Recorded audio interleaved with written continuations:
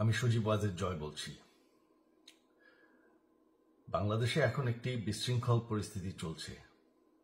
সারা দেশে আমাদের ভাঙচুর হচ্ছে, লুটপাট হচ্ছে, আমাদের শহরের বাইরে আমাদের নেতাকর্মী, আমাদের আওয়ামী লীগের নেতাকর্মীদের উপর হামলা চলছে, অনেকে হত্যা করা হয়েছে।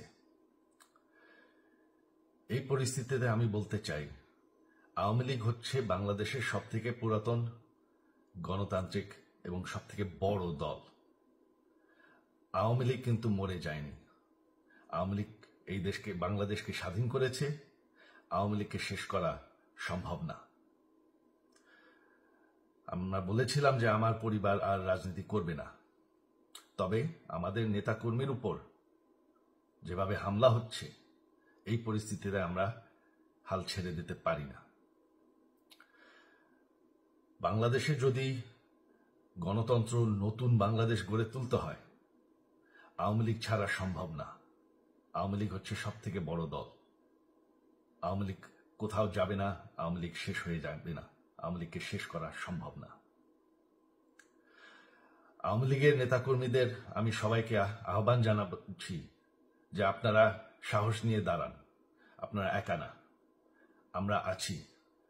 বঙ্গবন্ধুর পরিবার কোথাও যায়নি, আমরা আপনাদের সাথে আছি।